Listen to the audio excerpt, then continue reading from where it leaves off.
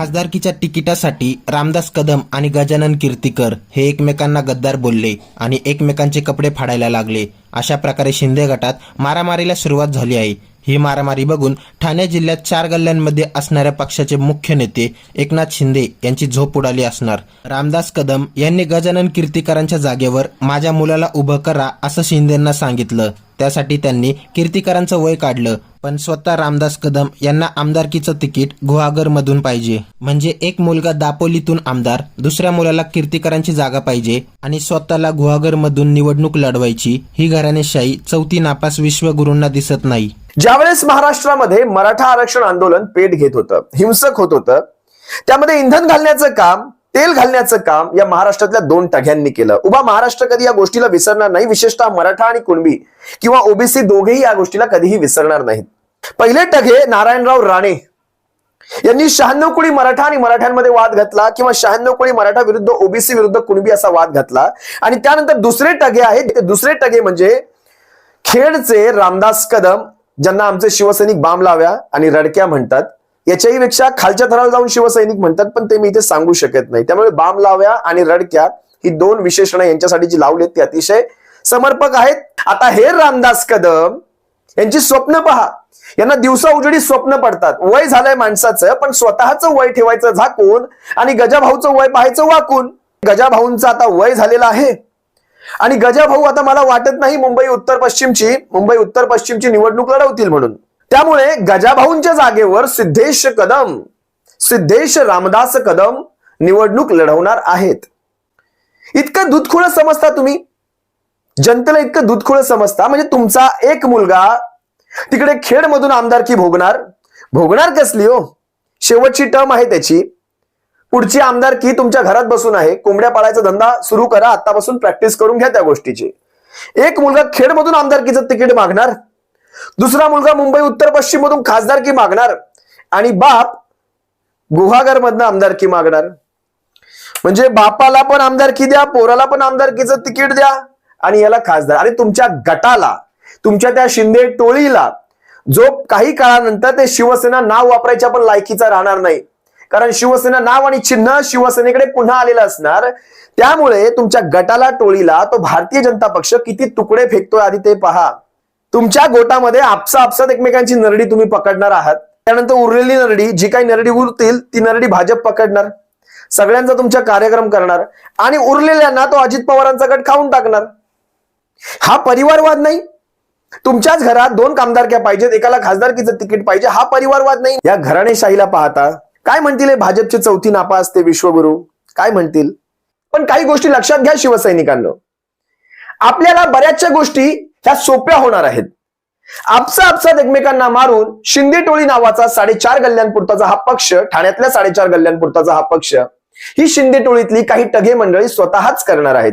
विशेषतः शिंदे टोळीला संपवण्याचं सगळ्यात मोठं काम जर कोणी करणार असेल सध्याच्या घडीला, त्याचं सगळ्यात टॉप 1चं नाव घ्यायचं झालं तर मी रामदास कदमांचं घेईन। रामदास कदम हे चांगलं काम स्वतःच्या हस्तेच करणार आहेत। यांच्यातल्या मारामाऱ्या आता जनतेच्या समोर देखील येऊ लागल्यात। हा रामदास कदम ह्या शिंदे टोळीला संपवायचा विडा घेऊन तिथे गेलेला आहे, तो आपली मदतच करणार आहे। त्यामुळे बाण लाव्या रामदास कदम जितकं जास्त तिकडे जाऊन उपद्व्याप करेल त्याला करू द्या। शिवसैनिकांना कुठेही आडकाठी आणू नका, कारण एकनाथ शिंदेला चांगलं माहिती आहे तू काय करून बसलायस, हे माझ्याकडून काय झालंय नेमकं। एकनाथ शिंदेला चांगलं माहिती आहे ही स्वार्थाने भरलेली माणसांची टोळी सांभाळणं फार कठीण आहे, यांना एकत्र ठेवणं फार कठीण आहे। प्रत्येकाच्या मनामध्ये एक वेगळा स्वार्थ आहे, जर हा स्वार्थ पूर्ण झाला नाही तर ही माणसं माझा देखील बळी घ्यायला मागे पुढे पाहणार नाहीत। त्यामुळे एकनाथ शिंदेंना रात्र झोप लागत नाही आणि उगाच त्यांचे नेते काही गमजा मारत फिरतात की आमचा माणूस समाजाचा विचार करतो। अरे तुमच्या माणसाने त्याच्या आईचा विचार केला नाही, त्याच्या माय माऊली शिवसेनेचा विचार केला नाही, त्या शिवसेनेला संपवणारा हा माणूस समाजाचा विचार कसा करेल? आज रामदास कदम आणि गजाभाऊ कीर्तीकर ही फक्त एक सुरुवात आहे। शिवसैनिकांनो येतो खाली पिक्चर है, लक्षात घ्या, येतो खाली पिक्चर आहे, पुरे एपिसोड आने बाकी है। हा तर फक्त एक पिक्चर आहे, आता एकानंतर एक एपिसोड येणार आहेत।